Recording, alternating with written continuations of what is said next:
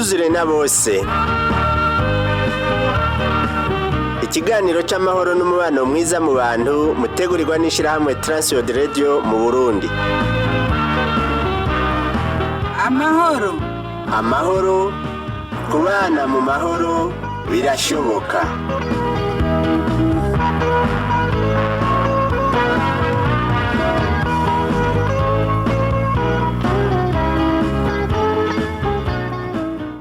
Ndakora mu kijenje tumugenzi mukunzi wa kino kiganiro cha twuzuye na bose, ikiganiro c'amahoro n'umubano mwiza mu bantu utegurirwa n'ishamwe Transworld Radio y'u Burundi. Uri kumwe na Rodas Manakiza ndayigutunganiriza. Tongeye kuguha kaze wewe udukurikirana kuko twe twavuganye yuko mu kiganiro kizokurikira tuzobandanya igice ca kabiri ca kino kiganiro kivuga ku vyo kwihana. Rero umutumire aracari wa wundi ni Emmanuel Bagumako aza kubandanya atuganirira. Nizeye kuba hafi kugira ngo ukurikire igice ca kabiri.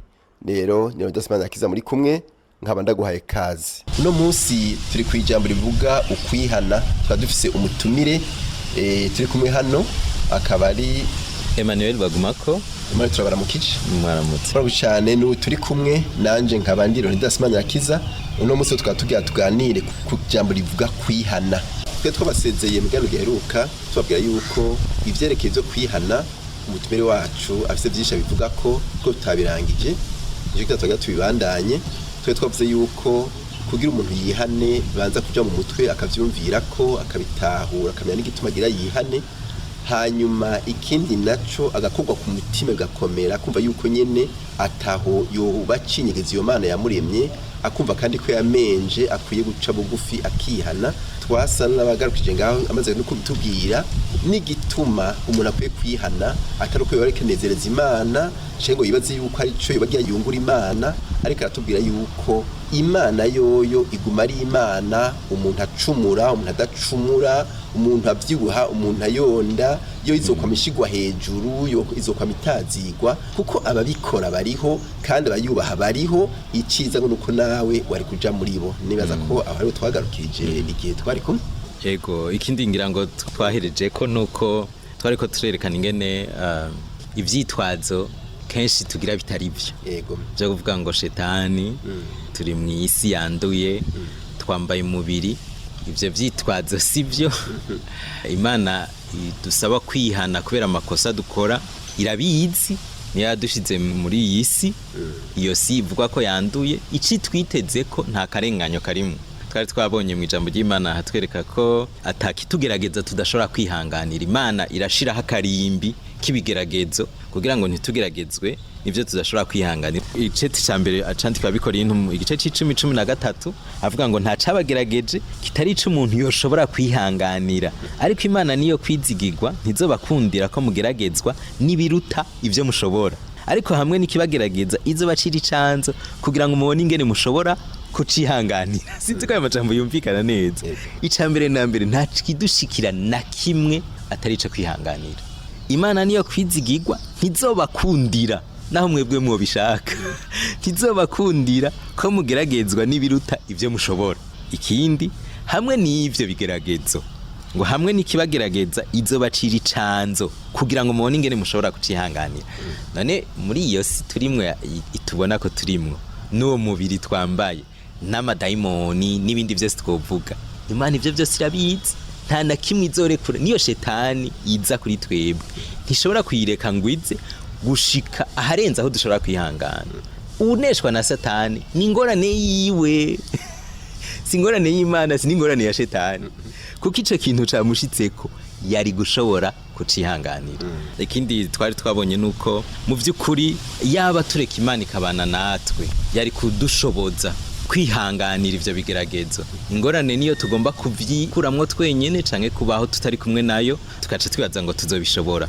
Aho ntari nabasomeye ngira ngo noca ndabasomera ubuye ijambo ry'Imana rivugwa mu cete candikiwe Abaheburayo igice ca 4 ku murongo w'15 handitswe ngo kuko umuherezi mukuru dufise atari udashobora kubabarana natwe mu ntege nke zacu, ariko nuwageragejwe uburyo bwose nkatwe yamarawe nta caha yakoze.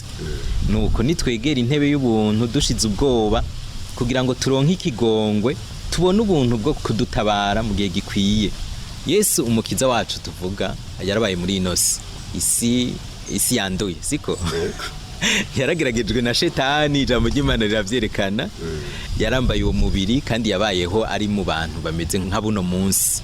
Ijambo ry'Imana riratwemeza ko yihanganya gushika kwiherezo nta caha yakoze. Muga yarageragejwe, aradutahura iyo turiko turageragezwa. Ikiruta ivyo vyose arashaka kubana natwe kugira ngo adushoboze, kuko we yarabishoboye. Yaba tumwemerera akabana natwe yaca dushoboza kugira ngo natwe dushobore kwihangana nayo magerageza. Nico kintu cotuma umuntu atahura ko kwihana kirashoboka, kirakunda, kirabaho. Yego cyane. None iruhande yuko umuntu yabitahuye hanyuma akumva yuko yakozwe ko nko kurikira ikindiki gukorwako kinyibukije igihe kimwe nariko ndaganira n'abakozi b'Imana turavuga ico gukorwako. Kenshi turavuga gukorwako mugabo sinzi ko turadutahura ico turiko turavuga gukorwako. Reka tuvuge gutsindwa. Umuntu akatsindwa mu mutima akaneshwa, ntabandanye kwisigura, ntabandanye kurondera insiguro, akemera ko ari we mubi. Akandi ubwo bubi ntarondere no kubusangira n'undi muntu, niwe wenyine.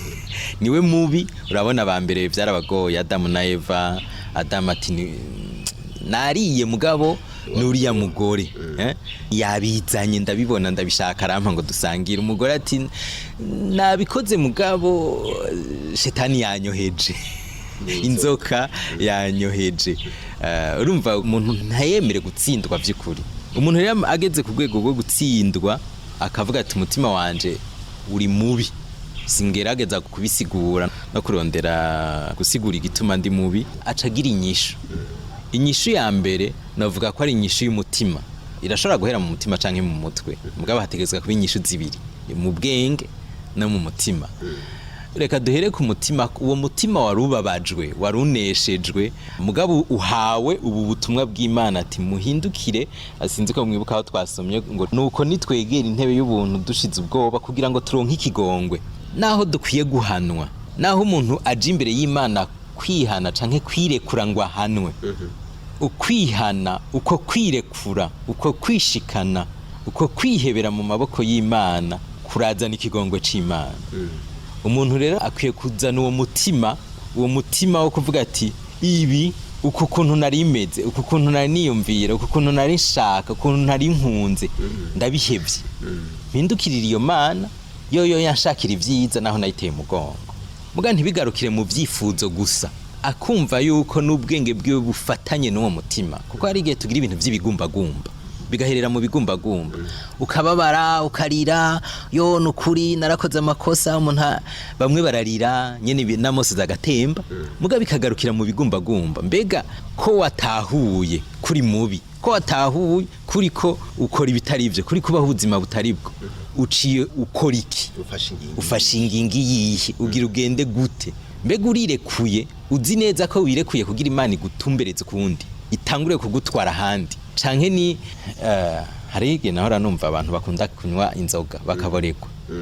Yanyoye inzoga sawa akaboregwa, bukeye mu gitondo aricuza ati naraye menje, naraye nkoze amakosa, je bino bintu sinzobisubira. Aho ni saa 1 y'igitondo canke saa 2 siko, akicuza kandi akababara, akaraba amahera yakoresheje, akaraba umwanya yakoresheje, akaraba ibintu bitari vyo yakoze, akicuza. Saa 5 babandi bari kumwe bati inzoga ivugwa n'iyindi. Bakajama ati inzoga ivugwa n'iyindi, ngo daguhe kamwe uwo mutwe umenetse ucukira. Akaca agenda. Uwo muntu yageze ku rwego rwo kwicuza, muga ntiyashize umutima we n'ubwenge bwiwe kuguhinduka. Jambo ry'Imana twahereko ryavuze ngo muhindukire. Wari kugenda gutyo urahindukira. Ico si ikintu kikugwako, wewe uravuga neza ukabimenya neza ati jewe ndemeye guhindukira, ugafata ingingo canke ukemera ingingo Imana yafashe. Kuko wagiye gutsindwa, waneshejwe, sinovuga ko ufise n'inguvu zo gufata ingingo. Muga Imana irafata ingingo yo kugukiza, nawe ukemera kuja muri iyo ngingo y'Imana yo kuguhindukiza, ukemera ukaneshwa kuva mu vyaha, ukaneshwa no kugenda ingendo nshasha y'Imana. Mugabo utegezwa kuvyumva ukamenya nico bisigura. ntuzobandanya kubaho ubuzima wahora ubaho, ntuzobandanya kugira imigambi nk'iyo wahora ufise, abantu ntuzobamerera nk'ingene wahora ubamereye. Hariho byinshi bitegezwa guhinduka kandi ntutegezwa kubimenya. Wizera Imana ukamenya ati ibyo izontwaramwo nivyo ni vyiza, je ndemeye gukurikira. Aho rero uba wihanye, Imana iciguharira, iciguha ikigongwe kubera wizeye Imana. Hari ivyo yakoze kuko icaha kitegezwa guhanwa. Ibi ngira ngo navyo nyene turakwiye kuvyumva. Icaha umuntu akora gitegezwa guhanwa. Ijambo ry'Imana rivuga ngo ingero y'icaha n'urupfu. Nta caha na kimwe kizogenda kidahanwa. Ivyaha dukora bitegezwa guhanwa.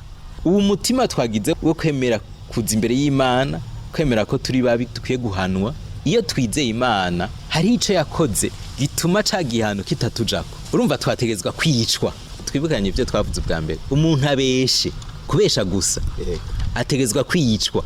Niko Imana yabivuze, niko Imana yabishizeho. Twe tusha twimvira ngo yabeshe nibisanzwe. Uwabeshe ategezwa kwicwa, uwasambanye ategezwa kwicwa, uwice ategezwa kwicwa. Ingero y'icaha icarico cose n'urupfu. N'urupfu. Kandi ntigihinduka. Ico ntikizohinduka na rimwe, uko kuri kugumaho ibihe vyose. Mugabo uyu muntu yemeye akaza ati imbere y'Imana ati Imana nta kundi, je ndemeye kweri narakoze ivyaha, ndi umunyavyaha, gupfa ndowo gupfa. Agize umutima w'ukuri, Imana yarashizeho inzira y'uko uwo muntu adapfa. Nico gituma yatanze umwana wayo. Umwana wayo akemera kwikorera ivyo vyaha vy'abantu bose, n'ivy'iwanje n'ivy'iwawe n'ivy'undi ariko aratwumviriza. Akavyikorera vyose kugira ngo wewe niwaza ukavuga ati jewe by'ukuri ndamenye neza ntakekeranya yuko ndi umunyavyaha kandi nkwiye gupfa. Ngira ico ushaka Mana, kandi ntuyitegeka kwita kwica, kuko ishatse yo kwica nivyo bigukubereye. Ngira uko ugomba. Imana yo nyene icifata ivyo vyaha vyawe ikabishira ku mukiza wacu Yesu Kristo. Iyo ishatse kugukiza kandi irabishaka kudukiza, ca gihano rwa rupfu rukaja ku rupfu rwa Kristo, uwo muntu akaca baho, akaca igihano ciwe kimuvako, akaca yinjira rero muri bwa bwami bw'Imana. Nico gituma dukwiye gukunda Imana vy'ukuri no kwemera kwihana. Nta kabi karimwo uretse ineza yavyo. Imana ibiriki turonderera ineza kugira ngo dushike mu bwami bwayo. Murako cyane. Aho nyene umuntu acavuga ati none inyungu mwavuze zitari zike, inyungu zo kwihana niziye. Duhere kuri iyo nyamukuru duherejeko. Yego. None hagupfa ntiwopfa umubaho. Iyo nyungu irakomeye gose. Urabona kubera umuntu akora icaho no munsi ntacapfa ngo abibone kwa kundi batwara ku mpanda canke mu yandi matongo y'abapfuye. Ntatahura neza ko yapfuye. Rero umuntu araguma apfa akumva umenga nibisanzwe, muga ntibisanzwe. Ubwo rupfu turiko turavuga si ciyumviro. Imana si Imana ivuga ivyiyumviro gusa, uko nukuri. Umuntu wese w'umunyavyaha ari mu rupfu. Yaba tubitahura iyo nyungu yo kuronka agakiza kari muri Kristo, nta kintu kirenze ico twari dukiye kurondera no guhahamira. Iyo nyungu irahambaye gose, yuko umuntu ava mu rupfu akinjira mu bugingo. Ivyo bibaye, izindi nyungu n'amashami nibikomoka ku gakiza kabonekera muri Kristo Yesu. Kuko utihana ngo yizere Imana muri Kristo Yesu, aronka agakiza ko muri Kristo Yesu, ibindi byose tuvuga bijanye no kwihana ntibimuraba. Hariho rero baca bashaka gusimbira muri izo nyungu, siko yo kuba amahoro, kubana amahoro n'Imana, yo kubaho ubuzima butumbereye, yo kugenderwa n'Imana igihe cose, kurongorwa n'Imana mu buzima bwa misi yose, yuko Imana ari umuvyeyi wacu itubeshaho. Ivyo yasezeranye byose ku bantu ikabigushikanako. Ivyo abantu bose barabikunda, barabishaka, mugabo ugomba kubisimbiramwo bataciye hahandi. Kugira ushikaho kujya kuri izo nyungu ubanza kwihana no kwizera Kristo. Ivy'Imana yadusezeraniye vyose mwiremwa no mu gucungurwa bibonekera muri Kristo, nta handi muri Kristo Yesu. Hari ibintu byinshi biryoshe sino bivuga ngo ndabiheze. Ibijanye n'agakiza biruzuye hamwe ijambo ryayo, ariko reka duhere kuri iki kubaho uticuza. Ijambo ry'Imana riravuga Abaroma igice ca 5 ngo abamwize baratsindanishirijwe. Reka ndahasome mu Kirundi. None rero ko twatsindanishirijwe no kwizera dufise amahoro ku Mana kubw'umwami wacu Yesu Kristo. Gutsindanishirizwa no kuba mu mahoro y'Imana ni ikintu utarabamwe utoshobora gutahura neza ico turiko turavuga. Abantu benshi babayeho binyegeje, aragerageza kuba mwiza ntavyo ashobora, akaca duhenda akinyegeza, akaza kutwereka ko ari mwiza, muga mu mutima wiwe arabizi ko atari mwiza. Umubajije ati namahoro, ati namahoro, mbega nta vyaha, ati nta vyaha no kuri jewe ntavya, muga muri we arabizi, akaca abaho ubuzima bubiri. Mugabo kwihana kuca kutubohora, ukabaho uri wewe udafise uwo mutima ukwagiriza muri wewe, no kwihisha abantu, kugerageza kwereka abantu kuri mwiza kandi utari mwiza, kugerageza kwereka abantu ko ari amahoro kandi atari amahoro. Igikurikira Yesu yavuze ati nimuze kuri jewe abarushe n'abaremerewe ndabaruhura. Hariho akaruhuko kari mu Mana, ntidushobora kuruhuka tutarihana, uguma wiruka ibyaha birakunemera, ariko kwihana kutuha kuruhuka. Ikindi yavuze ati abazonyizera nimwizera ukuri kuzobaha kwidegemvya. Abantu barabayeho bafise ibibazo, mbega iki nico sico, mbega iki, ugasanga umuntu aguma kubaza mbega iki nicaha. Kwihana ukizera Kristo ntusubira kugira ibibazo mwene ivyo. Ibiri vyo turabizi, ibitari vyo turabizi, kandi Imana icibana natwe kugira ngo tugendere mu biri vyo. Sinodivuga ngo ndaziheza izo nyungu. Ico no hamagarira abantu nuko kora ico Imana yavuze, inyungu uzozitangarira, nizo utazi, nizo nanje ntaramenya, kuko je sinzi vyose. Zirahari, ivyo Imana yaduteguriye ni vyinshi, mbwa hari inzira dutegezwa gucamo kugira ngo tubishikire. Yego, murakoze cyane. Ikiranga umuntu yihanye koko cyo bari iki? Hariho ibiranga umuntu yihanye biboneka, hari bitaboneka. Kenshi turihutira kuraba ibiboneka, mbwa ibiboneka biva mu bitaboneka. Umuntu yihanye araca mu maso hiwe haragaragara, mbwa hagaragara kubera afise amahoro yo mu mutima. Umuntu yihanye afise ingendo nshasha, afise imvugo nshasha, afise abagenzi bashasha, afise ukugenda ukuntu ameze gushasha. Ivyo biva yuko umutima wiwe yawuhindukije. Ntubu ukiraba cane cane abantu, ntubu ukiraba ibintu ukaraba ku Mana, afise umutima mushasha utuma agira ingendo nshasha. Urumva ndiko nderekana ingene hari ibiboneka mbwa bifise iyo biva biva mu bitaboneka. Abantu benshi baca bagomba kugendera muri ivyo biboneka, akaca agenda yiboshe ngo yihanye kandi atihanye, akiboha mu maso ugasanga mbwa ari ibintu ariko arakora arafabrika. Mbwa iyo wihanye mu mutima ugahinduka, bica bizana rero vya bindi vyo hanze, amahoro ava ku Mana, ugasanga umuntu agenda akeye. Kugira umutima uraba Imana, ugasanga umuntu asigaye afite ingendo nshasha, ugasanga umuntu ivyo ahora akunda sivyo agikunda. Iri jambo ry'Imana ubona rirahari, yego, abantu benshi bararifise, abantu benshi ntibarisoma. Kubera iki? Umutima wo kurisoma ntawe uhari. Niyo yagombye kubikora nakigoro kubera bamubwiye. Utusanga rero yagiye muri wa mwidegemvyo, umwidegemvyo wo gukunda ijambo ry'Imana, akazorisoma atawurinze kumubwira, akazosenga atari uko bamubonye, ariko ari ubuzima afise. Ugasanga asigaye afise ubuzima. Hariho ababifabrika, ivyo ndabizi ko bihari, mbwa hariho abandi rero biva mu kuri kwa kwihana, biraboneka hanze, biraboneka mu bigenda biraba. Mbwa ico norangirizaho kuvuga kuri ivyo vy'ibiboneka, ntitwoshaka yuko umuntu acihana acasa n'umaze imyaka 10 yihanye, agenda arahinduka buke buke. Mbwa arahinduka, bihera mu mutima no mu bwenge, bikagenda birashika mu biboneka vyo hanze. Yego, mu rugo barashobora kubimenya, mu kibano bakabimenya, ku kazi bakabimenya, ahagendera bakabimenya. Batabimenye ntivyabaye. Ukwihana sibanga sibanga riguma mu mutima, bifise ivyamwa. Wihanye Imana iguha nkemu wayo afise ivyamwa, biranditswe mu vyete vyandikwa bigaratiya igice ca 5. Hariho ivyamwa, hari ibintu bica biboneka. Niyo ntahe yiwanje, je ndi umwana w'umupastori, yego, nihanye atamuntu aziko ndi umunyavyaha, kuko urumva ukurira kwa pastori utari kigaba cane, ntabiba biboneka hanze.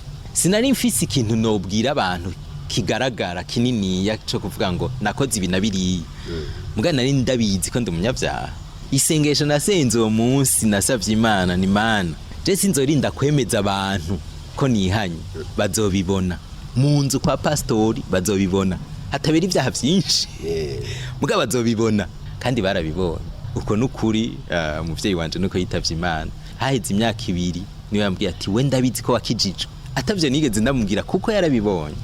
Birabonwa n'ababizi, birabonwa n'abatabizi, kandi sinovuga jewe. Ijambo ry'Imana rirabishingira intahe. Intumwa za Kristo zimaze iminsi ziriko ziragenda, baratevye bavuga ati bari abantu n'aba Kristo babaha izina vuga ati bari abantu turabona ko bihanye ntibakoresheje ayo majambo babahaye izina ko ari aba Kristo kubera babona uguhinduka none ga ntuze wowe udahinduka bambarira ko wihanye hehe bitegerezwa kuboneka yego murakoze cyane muti rero igihugu cobamwo abantu bameze gutyo bemeye ko ari abanyabyaha bakemera bagatsindwa hanyuma bakemerera umwami bagahinduka bakihana muti rero ico gihugu coba amahoro adasanzwe amahoro y'Imana yoba muri ico gihugu arengeye amahoro turiko turibaza kuko se amahoro ahagarikiye intambara gusa n'amahoro atumubana neza n'umuntu wari we wese kuko hari abantu badashamiranye badafise ibigwanisha muga badafise amahoro batabanya mu mahoro amahoro turiko turavuga yova ku kwihana ararengeye ivyo dushobora kwibaza icompa basi nabakeye bakihana bagakurikira Imana twobibona amahoro ico Imana yasezeranye yuko ngo abantu banje bitirigwa izina ryanje abo naremye nkashira ku izina ry'iwanje niyo bahindukira bihana bakava mu vyaha bazokwikiza wa rupfu twavuze bazokiza ubuzima bwabo babanye n'abandi bazokiza n'igihugu cabo iki gihugu c'u Burundi turimo reka tukivuge turagikunda kandi tuvuga ngo tugishakira ineza yose tworondera idaciye mu kwihana ivyiza vyose turiko turimvira ngo vyoza mu Burundi bidaciye mu kwihana ni ivy'akanya gato hariho ivyiza biruta ivyiza hariho amahoro aruta amahoro tuvuga hariho ahandi hantu dushobora kuba haca mu kwihana no gukurikira Imana izoduha amahoro Imana izoduha kumererwa neza Imana izoduha kuba mu mutekano tumerewe neza tubanye n'Imana aho hantu sinzi ko muhumva ingene hameze tubanye n'Imana hazoba hameze neza akoze cyane nibaza neza yuko ariko ratwumviza bumva yuko hariho amahoro aruta yandi iyo umuntu yemeye kwihana agaca bugufi kandi ugihugu bamwe abantu bihanye ngo ico gihugu ubwa mbere bo kwikiza ubwabo bakiza n'ababo ababegereye bakiza n'igihugu cabo urumva yuko ibyo bintu byogenda neza kumbara muri ati jewe numva dukurikije amajambo twumvise naho nakurikiye mu gihaniro cahete n'icuro munsi numva mfashe ingingo yo kwihana umufashije iki niba yayifasha ca yihana nibaza ko twagiciye hirya no hino tukagisigura ingene umuntu yihana habamwo gutahura gutsindwa ko mu mutima guhindukiza umutima wiwe akawurabisha ku Mana ivyo ni bintu izo ngendo uwo muntu ariko aratwumviriza ategezwa gucamwo nimba yatahuye neza mu bwinge bwiwe ko ari umunyavyaha kandi atansigure nimwe afise hama kumva ko vy'ukuri ubwo buzima bumuduhiye bumunanije atagishaka kububamwo akemera kuza imbere y'Imana ataje gusigura kandi uko ndiko ndabivuga niko ashobora kuba ariko arabikora nizera ko ariko arabikora uwa bitahuye akaza imbere y'Imana ataje gusigura ikintu na kimwe cyo vuga igituma yakoze ivyo yakoze muga akaza aneshejwe avuga ati Mana ngenze uko ushaka akereka uwo mutima Imana ati ngenze uko ushaka ukungira nikomba unkijije ndakira unyishe ntuzobundenganyije uwo muntu ndashobora kumubwira neza yuko Imana iri kirumva isengesho ryiwe kandi agakiza karashika muri we Imana yabisezeranye niyibikora aka kanya ari karavyumva akagendesha umutima wiwe gutyo agahinduka kandi akemera ko ahigira imutware ahariho hose uko izo bishaka kose yemeye kuyikurikira ubwami bw'Imana burashitse mu bugingo bwiwe akeneye umuntu amufasha wundi wo kumusengera wo kubana nawe turashaka kumusengera ngaha ariko kandi arashobora kwegera uwundi muntu w'umupastori canke ndashobora kubaha nimero ya telefone canke uko twovugana tukabibandanya mugabo nagira ndababwira bariko baranyumviriza iyo ngendo wayifashe ubwami bw'Imana burashitse igikurikira n'ingene umuntu ashobora kubafasha kubandanya muri iyo ngendo no kubakoze cyane reka tubasamice murangiza musenga Imana musengera n'uwo twizeye ko yafashe ingingo yo kwihana uwo shaka ko tubandanya kuganira kubivugana ko ushatse kwandika ku bwa buhinga bushasha bwa internet email yiwanje nibagumako nk'izina ry'iwanje bagumako akaca kurikiza ko bagumako @gmail.com bagumako @gmail.com reka dusenga Imana Mukama Mana yacu turagushima ko uri Imana nziza waturemye mu rukundo rutangaje, uturemera kuba abantu bawe. Ntiwaturemye ngo dupfe, naho ivyo dukora, ivyo tubamwo bitwica. Ariko umugambi wawe n'icifuzo cawe nuko tubaho. Waturemanye urukundo rudasanzwe kugira ngo tugendane nawe, tubane nawe. Mwami, ndashaka gusengera umuntu kubw'aya majambo twariko turavuga, amajambo yawe n'insiguro yatahuye neza ko yahora agendera kure yawe, yatahuye neza ko yahora agendera mu vyaha, yahora ari umunyavyaha kandi atsinzwe, atakiriko arisigura, ariko aje imbere yawe ngo umugenzi kugomba. Isezerano ryawe niryo ko wavuze ngo abazoza kuri wowe nta numwe uzohinda. Ndazi neza kutamuhinda, ariko umwakira. Maze rya sezerano wasezerana yuko uzoduha mpwemu wawe, akaba ari watuganza abakwemeye, urishitse. Waravuze yuko abazokwakira bose ubaha uburenganzira, ubushobozi bwo gucika abana bawe. Ndizera ntakekeranya yuko abakwakiriye muri aka kanya ubahaye ubwo bushobozi bwo gucika abana bawe. Nuhimbazwe kuri aba bantu wamenyanye nabo, twebwe naho tutabazi turi ngaha muri studio, wowe urabazi kandi wabagendereye. Nuhimbazwe yuko ubagiriye ico gitangaza je gucika abana bawe. Turabasengeye umugisha wawe ube kuri wo, n'abatwumvise bose ubagirire neza Mwami.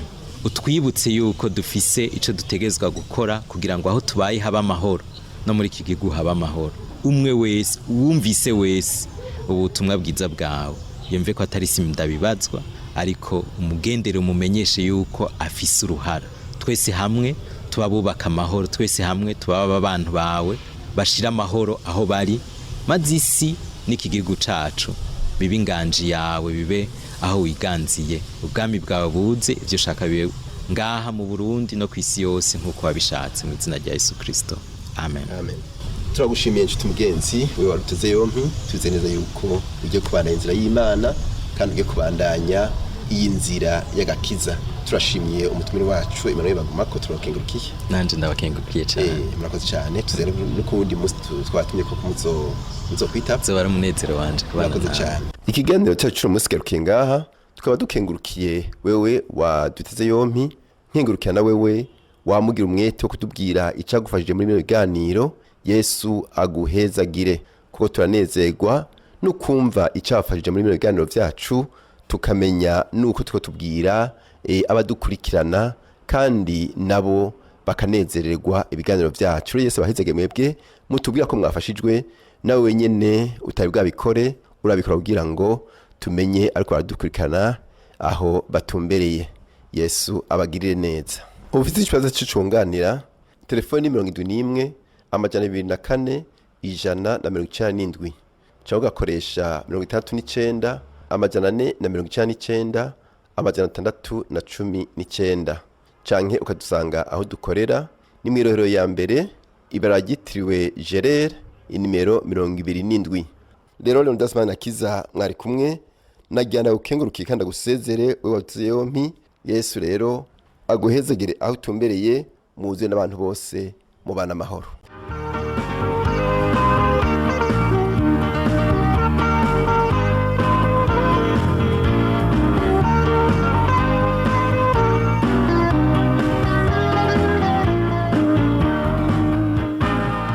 Ico cyari kiganiro twuzure na bose, mushikirizwa n'ishirahamwe Transworld Radio mu Burundi.